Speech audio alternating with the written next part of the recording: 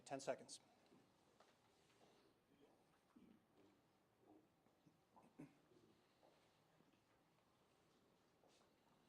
Okay. Ready? Okay. Good morning, everybody. My name is Captain Ron Gallivis. I'm the Chief Public Information Officer for the Indiana State Police.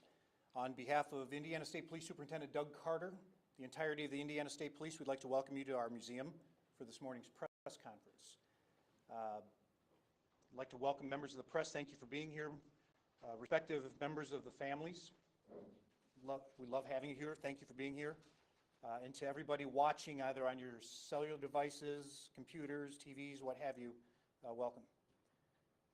Here in a few moments, in fact, I'm going to turn this over to Glenn Fifield here in just a moment for a couple housekeeping. Restrooms are around the back. Cell phone coverage is a little scant in this room, so if you need to get up and make a phone call or receive one, please do so. Please use that back door. There will be an opportunity to hear a lot of information that's going to be provided by Sergeant Fifield, who's the Public Information Officer from our Lowell post.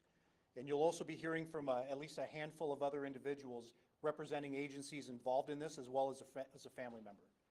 So again, thank you for being here, and at this time I'm going to turn this over to Sergeant Glenn Fifield, PIO from our Lowell post.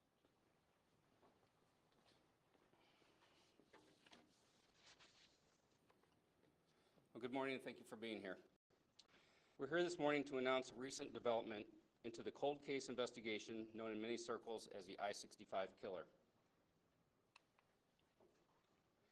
This case began February 21st, 1987, with the murder of Vicki Heath, who was working the night shift at the Super 8 Hotel located in Elizabethtown, Kentucky.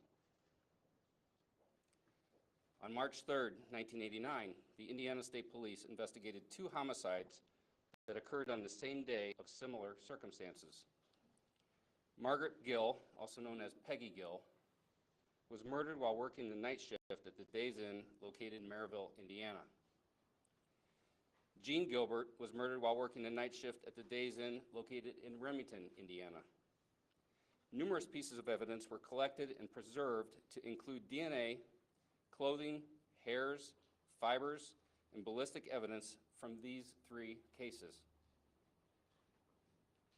On January 2nd, 1990, a clerk working in the Days Inn located in Columbus, Indiana, was attacked in a similar manner as the previous 3 victims.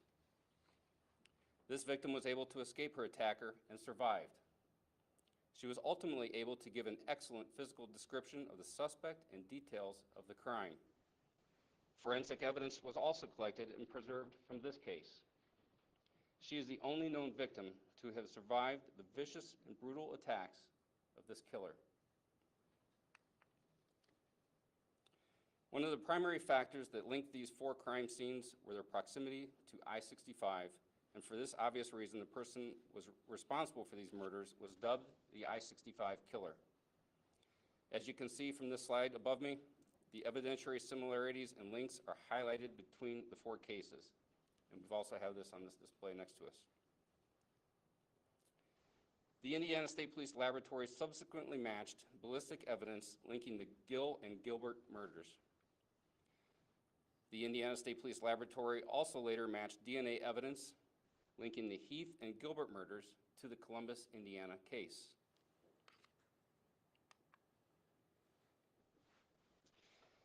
Indiana State Police detectives recently requested assistance from the FBI's Gang Response Investigative Team, also known as GRIT.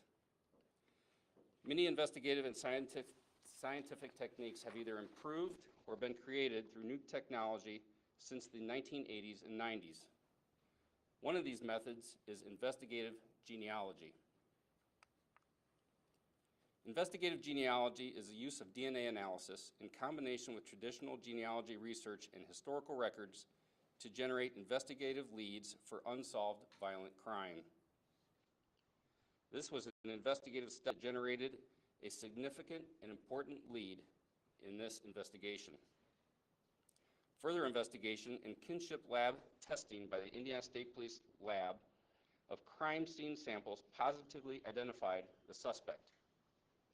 The match was 99.9999% positive. It is this scientific breakthrough that ultimately led to the identification of the I-65 killer, Harry Edward Greenwell. Greenwell was born December 9, 1944, and died in January 2013. Greenwell had an extensive criminal history and had been in and out of prison several times, even escaping from jail on 2 separate occasions. He was known to travel frequently in the Midwest. We have put the original sketch along with photos of Greenwell and a mugshot of him into the media packet that you all have been given today. We are not displaying his photo up here today out of respect to the victims and their families, and not to glamorize him any more than he already has been, or maybe in the future. Investigators documented significant events in Harry Greenwell's life to include law enforcement contacts in the following timeline, and that's displayed right here. These events were gathered by review of Greenwell's criminal history, historical police reports, historical Iowa Department of Corrections paperwork, which included some self-reporting by him, newspaper archives, public records, and the conducting of interviews by detectives. As most of you know, Interstate I-65 runs from Gary, Indiana, all the way down south to Mobile, Alabama. Investigators have long believed that there is distinct possibility that there have been murders, rapes, robberies, or assaults that have not yet been connected to this investigation. Investigators are actively working with other departments in the Midwest to determine if Greenwell was a perpetrator of other violent crimes yet to be solved.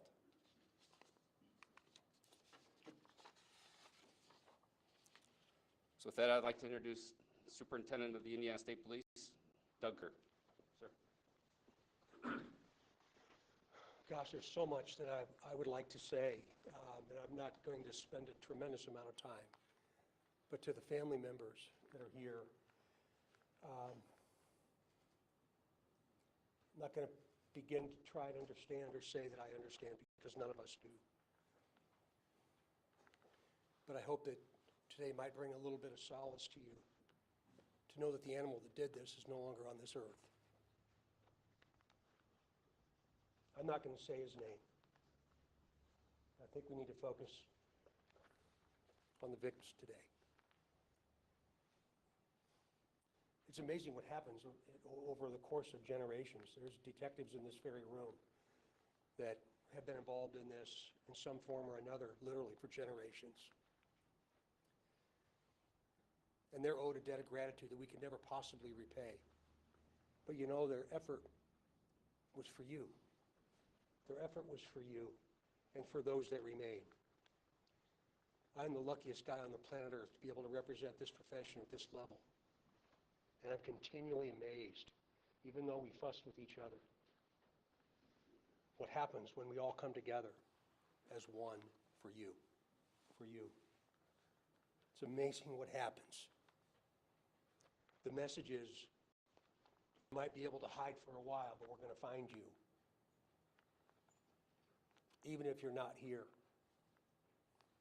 And I think one of the most amazing pieces of this puzzle is that this team of people that are standing on the walls on the outside of this and even behind me did the work for you after he was gone. So I hope today gives you that next chapter. I hope that it's going to allow you to take that next step and know that while science is continuing to evolve, the dedication from people that are standing behind me is as strong as ever. And it's amazing what happens when you put the two together. So it's a pleasure to be able to stand here with you today. And again, I'm most grateful to all of those people over the course of now generations that have stepped up and stepped out for a successful conclusion for you.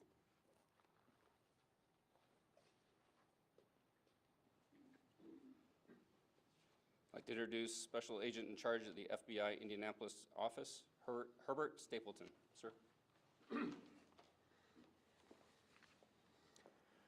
Good morning. Thank you for having us here today. I want to start off by saying to the families of Vicki Heath, Peggy Gill, and Jean Gilbert, we know that despite the years that have passed since these horrible events, that you have never forgotten the loss of your loved ones, and that this heinous crime is something that all of you have had to live with daily for all of these years. I know that this announcement can't take away the pain that you felt at this loss, but what we hope is that through today's information and revelation, this provides some answers that may aid you in your healing process that you go through every single day and bring you some sense of peace.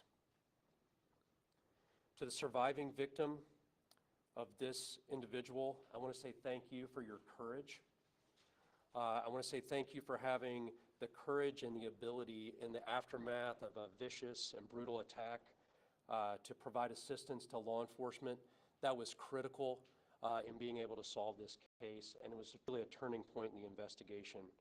And thank you for your continued help over the years to continue to try to identify this individual. You never gave up, and I hope that today's announcement shows that this team of law enforcement agencies never gave up either. I want to stress that these crimes didn't go unsolved for many years because of a lack of effort. It was relentless and dogged pursuit over the course of a number of years that ultimately led to this individual being identified. The investigators responsible for this tracked leads across the country and did everything that they could to identify the person responsible. Fortunately, since these crimes were committed many years ago, there have been some developments in some scientific developments. Investigative and scientific techniques have either been improved or devised that allows us, through new advances in technology, to be able to identify offenders that we wouldn't have been able to identify in the past. It's through these technological advances, and perhaps more importantly, strong collaborative partnerships among law enforcement personnel that we were able to identify this person and hopefully begin to bring closure to all those affected. I've used the word "we" many times as I speak about these events, and that's not by accident. This was a team effort. This investigation, led by the Indiana State Police and by the Elizabethtown, Kentucky Police Department, along with the Columbus, Indiana Police Department, the Merrillville, Indiana Police Department, the Jasper County, Indiana Sheriff's Department, and perhaps many others along the way, was truly a team effort, and the FBI is very proud to have been able to make a contribution to this effort through our GRIT task force in Northwest Indiana, as well as through support from our Houston, Texas field office. It's really a testament to the will of the investigators from state and local police departments across this state and others, and to the spirit of collaboration and partnerships that the FBI participates in with these highly professional agencies that we were able to, after these many years, finally solve this particular crime. Thank you again to the families.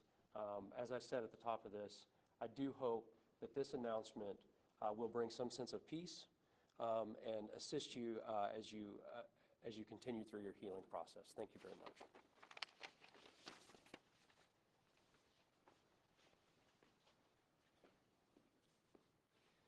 I'd like to introduce Deputy Chief of Operations for the Elizabethtown Police Department, David Figgett.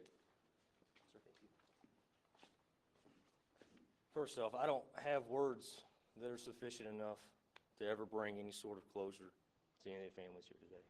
I thank you all for coming, but I hope the work of the group that's up here somehow, some way, brings a little bit of closure to you all. The critical part of this case was this group behind me and the folks that are behind the cameras. They have worked tirelessly to get some type of closure on this case. With regard specifically to the Elizabethtown Police Department, throughout my entire career, I've been blown away at the dedication of our entire staff. And this case really highlights the generational dedication of the Elizabethtown Police Department. Our detectives take each case personal, and they never lose faith, they never give up hope that one day their case will see closure. I just hope that the effort that this group has put in will somehow bring long overdue closure to the family and friends of not just Miss Heath, but all the victims that are represented here today. Thank you.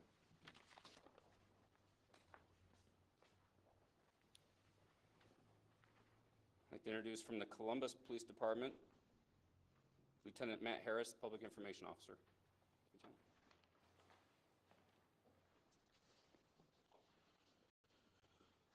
Over 3 decades ago, CPD officers responded to a robbery at a Columbus hotel where the clerk was viciously assaulted. 32 years later, thanks to modern investigative techniques and the hard work of law enforcement officers past and present, this heinous crime was linked to other deadly robberies and assaults in Indiana and Kentucky. These cases illustrate the importance of seeing every investigation through to the very end. Law enforcement officers and detectives are taught to never give up and to follow where the facts lead them. However, an experienced officer will trust their instincts as well. The smallest piece of evidence is often what breaks a case wide open. Sometimes the answers do not come as quickly as we would like, but in the end, I am thankful that we are finally able to provide answers to questions that have plagued these victims and their families for so long. While we cannot bring loved ones back or erase the years of hurt and loss these families have endured, it is my hope that they are able to find comfort and healing with the developments in this investigation. Thank you.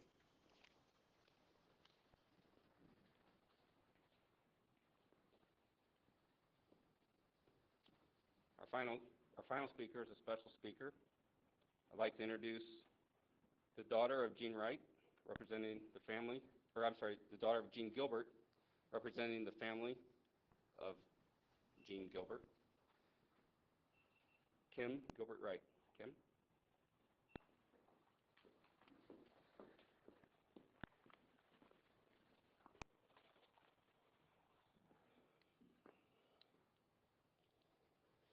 This is pretty overwhelming, so bear with me. I think some of my comments will echo those of the professionals that have just spoken to you, but some of my comments will come from the families as well. Let me first thank everyone attending today to share in this monumental development that's been long awaited by our family, the surviving victim, the families of Peggy Gill and Vicki Heath, and also friends and families of the victims who have all been on this long journey with us.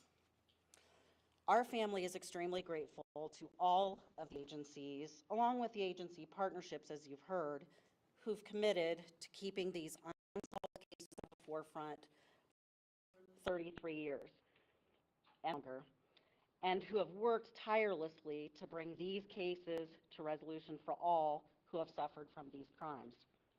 From man hours to continuous pursuit of new leads and new technology, your efforts certainly do not go unnoticed, whether they were big or whether they were small. As we've learned today, rapid developments in DNA science and in genealogy research forums, those were tremendous factors in solving these cases. And without constant scientific advancements in these areas, more time likely would have elapsed in bringing these cases to resolution. And I have faith they will factor into the resolution of many other unsolved and perhaps cold cases out there as well. We are appreciative that these methods were pursued, and also appreciative to those who took part in genealogy searches that led to the discovery of the identity of the killer in this case,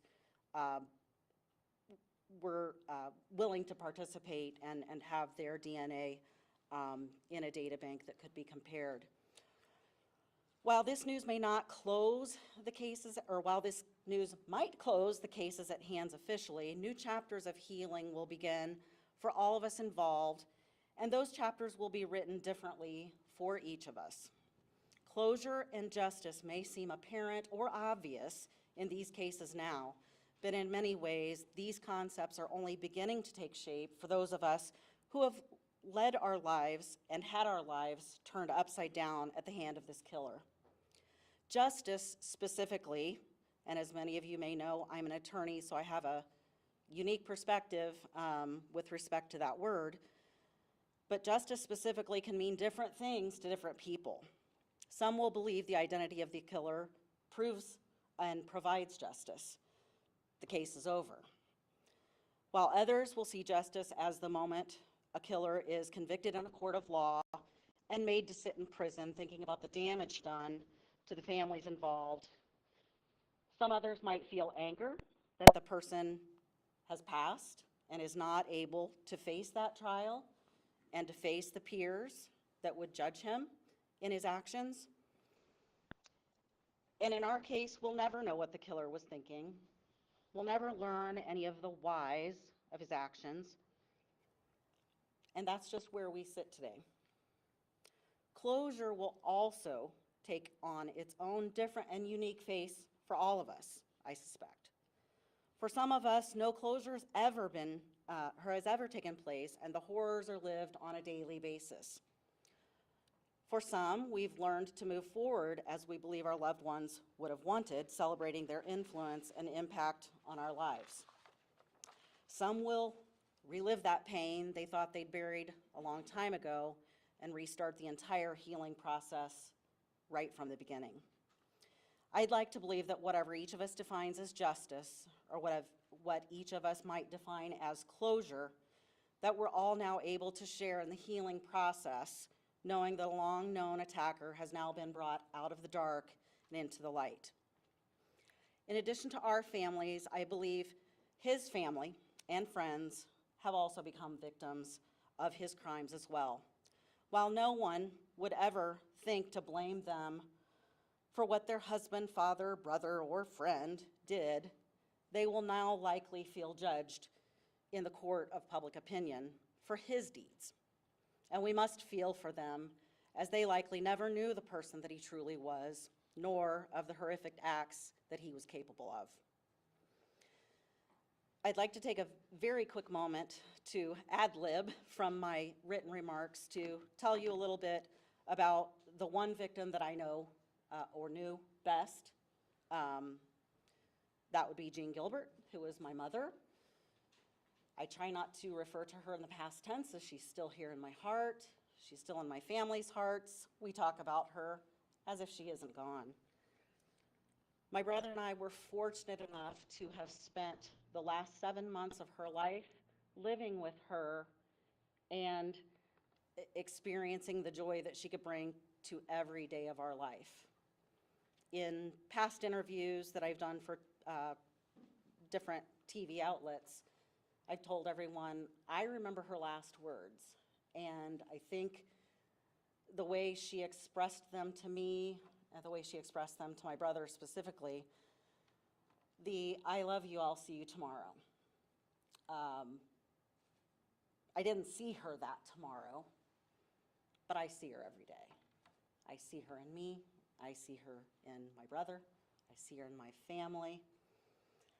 And I'm one of those people that, in mentioning earlier, maybe I don't have closure, but the peace in my life has been given to me by her. I celebrate her. I encourage everyone else to celebrate her. And I encourage everyone to celebrate the moments that we've had with my mother, with Peggy, with Vicki, and I too celebrate the life of the unnamed victim. And I thank God that she's here to have helped with the case and to have helped solve the case with her efforts, and I wish her only the best. So in closing, I'd like to thank the many who prayed for all of us over more than 33 years or so, and especially over the past couple of weeks. Obviously, family has known that there was a development for a while, and we've gotten a lot of prayers, thoughts, messages, texts, emails, letting us know that everyone was thinking of us while this announcement was forthcoming. All of you gave us strength to carry on with our lives as best as we were able during those times that we were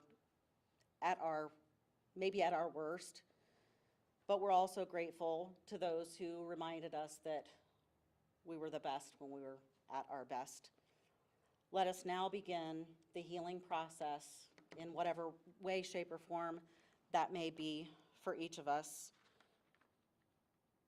To the Gill family, to the Heath family, to the unnamed victim, and to my family, you'll always be in my thoughts. You'll always be in my prayers, and I wish only the best for you. Thank you.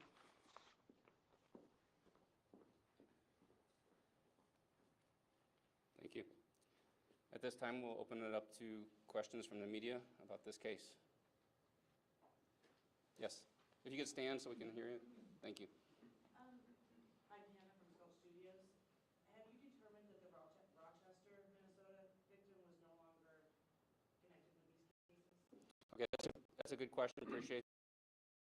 As I said earlier in the timeline of events, the detectives are actively investigating other leads in other areas of the country and throughout the Midwest. What you're referring to is one specific one that they are looking at, but we don't have any information on that today. Do you know how many cases they are looking into in connection? Other than that one that she just mentioned, I don't have any specifics on any other cases. We're anticipating that this revelation today may generate new leads on other cases. If someone thinks there might be a connection here, who should they be reaching out to? Either reach out to the Indiana Police. Detective Gary Rundy was involved with that, with our department. So we would take that kind of information. Can you share when you started the genealogy investigative portion of this and how long that took, how that process kind of worked? I'll turn that over to Tom. Sure, okay.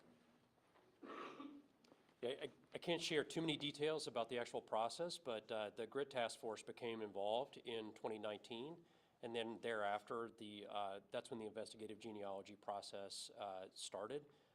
Sometimes, the length of time in which the process may take may depend. It's going to be based on a case-by-case basis, but essentially, it began a couple of years ago. Can you explain more about the process in general, how it works? Unfortunately, I can't divulge too many details about the actual process, but what's been described by the Indiana State Police PIO is the basic process, taking known DNA samples and comparing them to DNA samples of the suspected killer, and then there's additional technology. There's additional techniques that have been developed that weren't available scientifically previously. That's all I can say about it.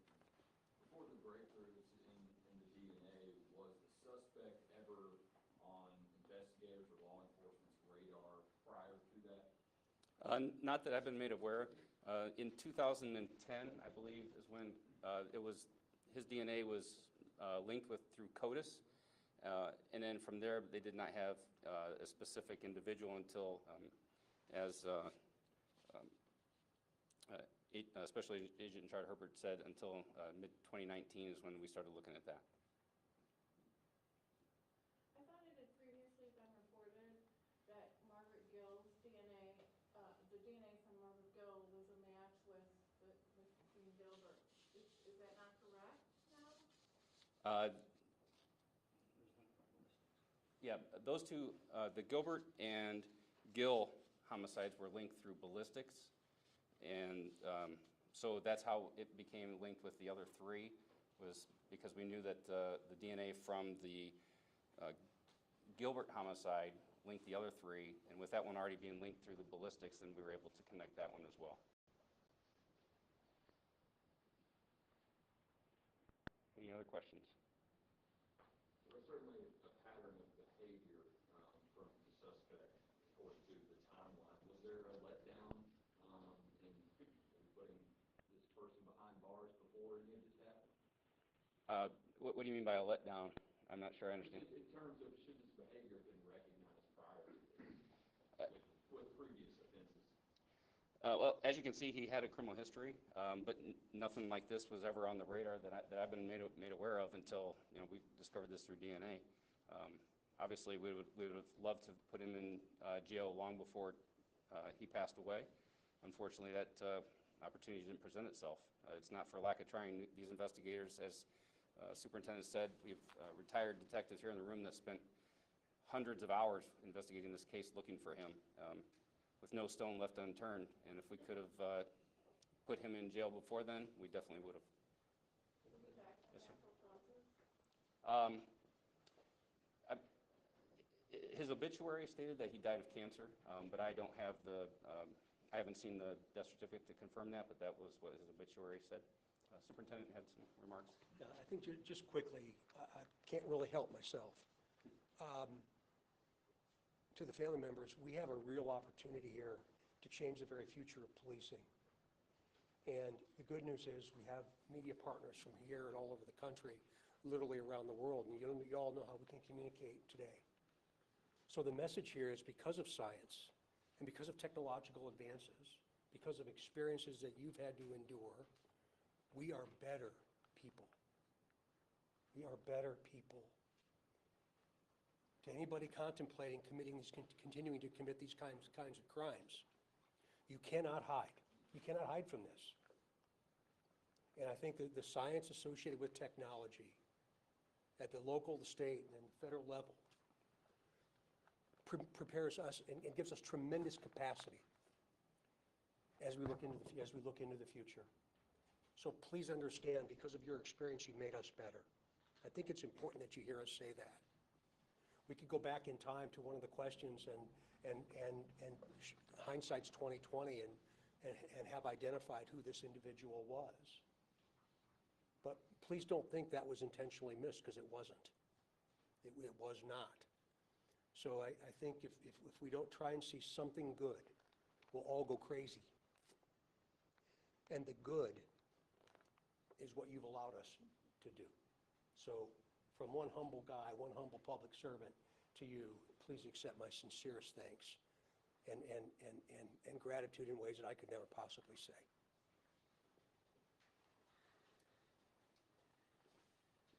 Yes. I can't go into that today. That's something that may be addressed in the future, but we're not going to address any of him today. Okay. Yes. He was born in Iowa, I believe. No, where was he? Kentucky? He was born in Kentucky, but he died in Iowa. I'm sorry, sir, can you repeat that?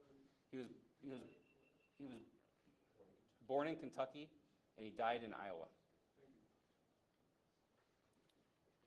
Okay. And I think we'll go ahead and finish the press conference with that. All right. Thank you for coming.